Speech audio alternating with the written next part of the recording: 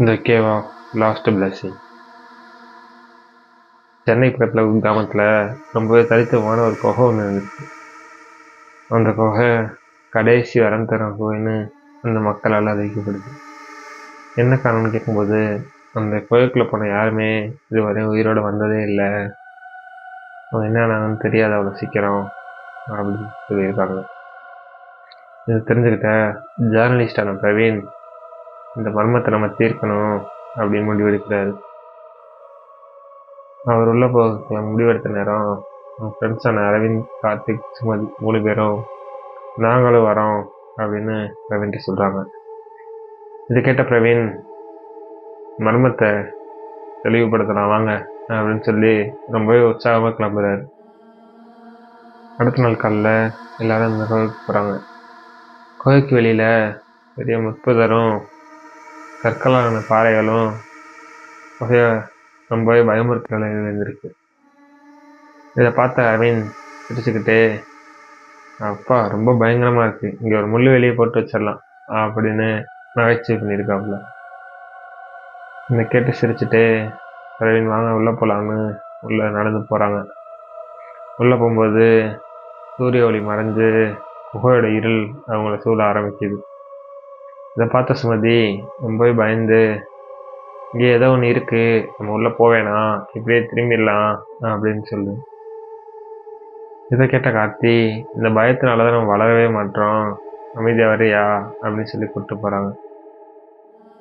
கோயிலுக்கு நடுவில் சோறு ஒன்று இருக்குது. அந்த சோத்தில் ஒரு தீப்பந்தம் ஒன்று எரிஞ்சிட்ருக்கு. இந்த தீப்பந்தமும் ரொம்ப வருஷத்துக்கு முன்னாடி எரிஞ்சிட்ருக்கா அப்படின்னு சொல்லி கார்த்தி கேட்கும்.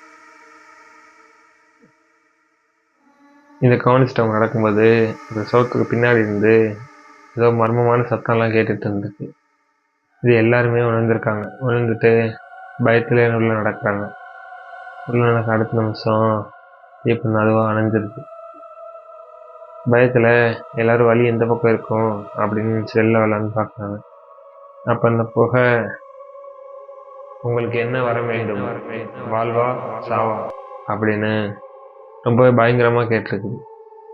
அதை கேட்ட எல்லாரும் ரொம்பவே பயத்தில் நடுங்கிட்டு இருக்கும்போது சுமதி மட்டும், நாங்கள் ஒன்றும் விளையாட்டு பொம்மை இல்லை, எங்களை விட்டுரு அப்படின்னு சொல்லி கத்தி அழுதுருக்கு. மறுபடியும் குகை சிரிச்சுக்கிட்டே, நீங்கள் உள்ளே வந்த அடுத்த நிமிஷமே உங்கள் உயிர் எனக்கு சொந்தமாயிடுச்சு, உங்களை அப்படிலாம் விட முடியாது அப்படின்னு ரொம்ப சவுண்டாக சொல்லியிருக்கு. இதை கேட்டுட்டு இருக்கும்போதே பக்கத்தில் அந்த கார்த்தியை திடீர்னு காணும். பிரவீன் திரும்பி பார்க்கும்போது கார்த்தின் இடத்துல வெறும் ரத்தமாக தான் இருந்திருக்குது. ரொம்பவே பயமான 3 பேரும் வெளியில் ஓடிலான்னு தப்பிச்சு ஓடுறக்காக ஓடியாரும்போது வழியை மறிச்சிட்டு ஒரு கருப்பு நிழல் இருந்திருக்கு. இவங்க பக்கத்தில் வர தான் தெரியுது, அது நிழல் இல்லை, இறந்தவங்களோட ஆன்மாக்களான பேய் அப்படிங்கிறது.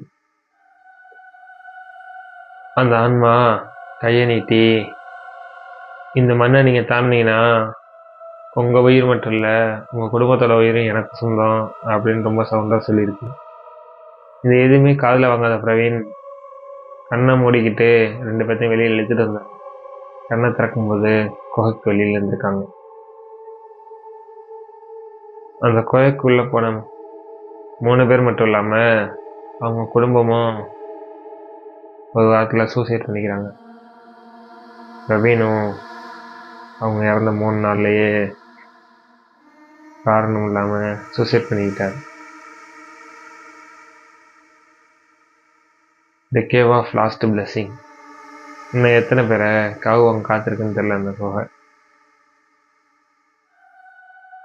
இந்த கதை உங்களுக்கு பிடிச்சிருந்தா லைக் பண்ணுங்கள். இது மாதிரி நிறைய கதை கேட்க நம்ம சேனலை சப்ஸ்கிரைப் பண்ணி வச்சுக்கோங்க. கதையில் திருத்தம் இருந்தால் கீழே கமெண்ட் பண்ணுங்கள், நான் பார்த்து தெரிஞ்சுக்கிறேன்.